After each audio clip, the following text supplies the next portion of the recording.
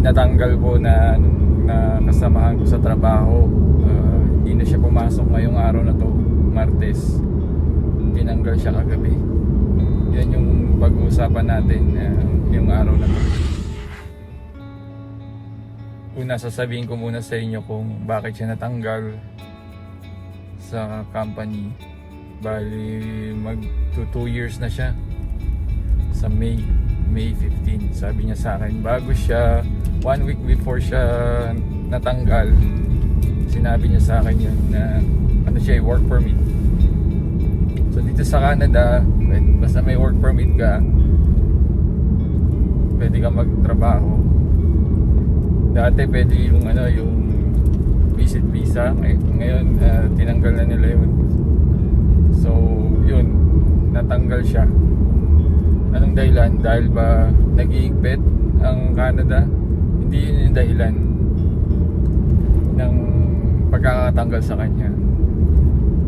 Hindi dahil sa binabawasan na yung mga temporary foreign workers, kundi dahil din sa sa mga action na ginawa niya at saka yung performance niya sa company. Yung una ang pagkakabanggit niya sa akin, lagi siyang late sa meeting. So kami po kasi nasa management team kami.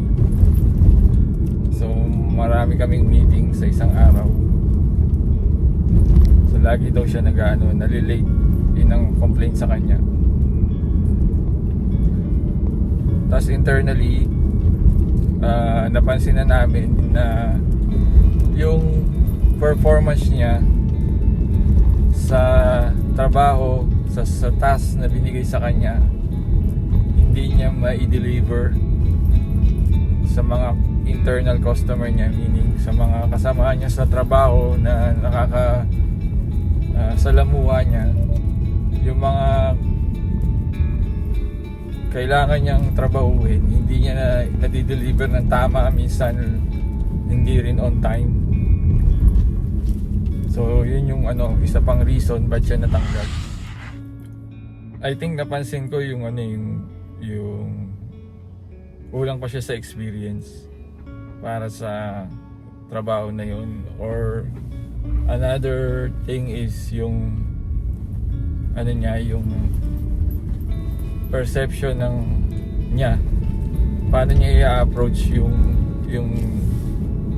trabaho, yung issue sa trabaho. Kasi kami nagdi-deal kami ng ng mga issue ng supplier, para paano namin ma-ensure na yung dinideliver ng supplier ng mga product sa amin ay quality. So sa akin napansin ko na kulang siya sa experience. Tapos I think yung utak niya, yung brain niya ay medyo mababa yung kakayanan para maka-adapt sa sitwasyon, sa environment, at paano magkaroon ng yung problem solving ng ng mga issue. So kulang siya doon. Parang tinatawag natin turn right onto Cheneo Boulevard. Soft skills. Kulang pa siya sa soft skills. Bata pa kasi siya, mga 29 ba or 32. So kaya medyo kung ang experience now mo, turn right onto Cheneo Boulevard. ang experience mo ay kulang, tapos mahina yung utak mo sa pag-absorb, tsaka yung adaptability mo mahina, medyo mahirapan ka makakope sa trabaho namin. Tsaka dapat yung communication mo maganda, kasi mostly ang nagdi-deal ka sa information tsaka kailangan mo makipag-communicate. Ngayon kung ang personality mo hindi ka open-minded, medyo mahirapan kang makapagtrabaho sa iba. So yun yung napansin namin na parang ayun, lack of initiative. So meaning kulang siya sa yung kailangan mo pa siyang i-push para gawin niya yung trabaho niya. At kailangan mo pa siyang paulit-ulitin na tinuro mo na tapos nakakalimutan. So yun, isa sa mga reason. Yun yung mga reason pala. Okay, binigay ko na po yung yung mga dahilan ba't siya natanggal. Sa akin po, ibibigay ko naman po yung ano yung way para hindi ka matanggal sa trabaho or yung makasurvive ka sa trabaho, kahit sa anong trabaho. Una, yung boss mo, hindi ka pwedeng mas magaling sa boss mo kasi pag gano'n ang nangyari,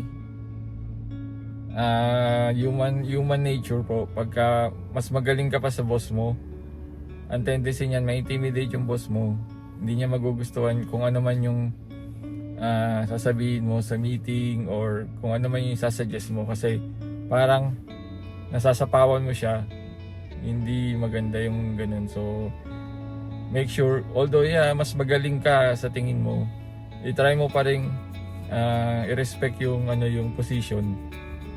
Medyo ka lang, wag masyadong galingan. Kaya sabihin yung mas simpleng layman's language. Kasi pag mas magaling ka sa parang yung pino-competition mo siya every time na nag-uusap kayo or nasa meeting kayo, na parang pinapamukha mo sa kanya na hindi siya magaling. Yun, medyo red flag yun at may tendency na baka ang mangyari, tanggalin ka ng boss mo. Sumunod ka sa kung ano yung task mo o yung dapat mong gawin sa trabaho. Ibig sabihin nun ay sundin mo lang kung ano yung kailangan mong gawin sa hanggat maaari. If may deadline, make sure mas maaga mo pang matapos. At saka dapat laging accurate yung mga information mo. Hindi pwede yung masabi mo lang natapos mo pero hindi, kumbaga wala namang substance yung yung tinapos mo, meaning hindi siya talaga natapos, kumbaga may kulang pa sa pinapagawa sa'yo. Tapos huwag kang magpapalate kahit sa pagpasok at saka sa meeting. Make sure lagi kang on time. Or no, pag on time ka nga, considered na late na yun. Sabi nga nila, dapat at least 5 minutes in advance nasa meeting ka. Kung malilate ka dahil sa another meeting or personal matter, mag-inform ka ahead of time. Kasi ang pagiging late sa meeting o sa trabaho, isang red flag po yun at pwede kang matanggal pagka na-late ka. Huwag ka rin masyadong pala absent kasi pagka nakita nila marami kang sick leave, mas marami pa yung absent mo kaysa sa tinrabaho mo sa isang buwan. Maaari ka nilang tanggalin kasi kaya ka nga hinire para magtrabaho ng 8 hours. Eh kung wala ka doon tapos hindi ka nagko-contribute sa team mo at kailangan nandun ka, maaari ka nilang tanggalin sa trabaho. Tapos humingi ka ng feedback sa mga kasama mo sa trabaho. I think mas maganda yung mga nakakatrabaho mo, tanungin mo sila kung ano ba yung performance mo. Kung walang performance review yearly, pwede mong tanungin sila yung mga kasama mo sa trabaho kung paano ka ba, kung gradean ka, okay ka ba, or ano pa yung kailangan mong i-improve para sa sa sarili mo para makatulong ka sa team mo. Sa amin merong ganun. So pwede kang humingi ng feedback sa mga eternal customer mo, yung mga kasama mo sa trabaho, nakakasalamuha mo, para malaman mo kung ano ka, okay, kung ano ba, yung reliable ka ba na colleague o kasama sa trabaho, or problema lang yung binibigay mo sa trabaho. Sa akin, yung napansin ko lang kasi, no, sa kanya may na siyang kumikap sa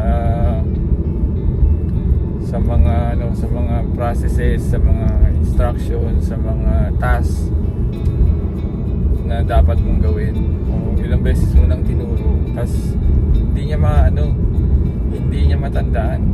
So meaning, I think meron kahinaan yung utak niya. So it's a personal issue na, kasi usually naman pagka kumbaga nasa average yung yung utak mo, kaya mo namang gawin actually yung trabaho. Kasi meron nga kaming kasama sa work, hindi naman related yung trabaho niya, konti lang yung experience niya, pero nakaka-catch up, tsaka nakaka-adapt siya. To conclude po, ang trabaho hindi siya permanente. Hindi ibig sabihin na hire ka na permanent, lalo na dito sa Canada, na forever ka na sa company. No, depende pa rin po yan sa economic status ng company, kung kumikita ba. So pagka kumikita, okay, so mag-i-stay ka. Ito po ay base kung okay yung performance mo sa company, so kikip ka. Ngayon, pagka humihina ang company at kumbaga labor cost naman ang titirahin nila para makatipid, yun, pwedeng kahit na mahusay ka, pero kailangan magbawas ng tao, siyempre pipiliin nila yung kung sino yung dapat na yung weakest link, kumbaga. So yun, kaya hindi lang dahil sa'yo, pwede rin yung performance ng company. Sunod pagka lilipat ng kumpanya, lilipat ng branch. Ang isa pa pag nagpalit ng management, yan po ang masaklap. Pag nagpalit ng management, lalo na pag pinuno, gusto lagi niyan papalitan yung nasa baba. So nangyayari po yan, kung nandito kayo sa Canada, expect nyo na po yun. Pagka nabili yung kumpanya nyo ng ibang company, ang gagawin yan, i-overhaul yan, papalitan ng staff most of the time, kasi sa kanila gusto nila lahat bago. Kaya make sure habang nasa company ka, maganda yung relationship mo sa boss mo, sa mga kasama mo sa trabaho. Iwasan ng away, kung kaya naman palampasin yun. Tsaka i-discuss natin sa next topic natin, yung about HR. Kasi yung kasama ko nag-complain sa HR, which is okay naman, tama naman yun. Kung valid yung reason mo para mag-complain, why not, di ba? Pero most of the time, hindi na most of the time, lagi ang HR ay hindi mo kakampihan. Ang HR sa company, hindi mo siya kakampi. And i-discuss natin sa next vlog natin. So maraming salamat. God bless.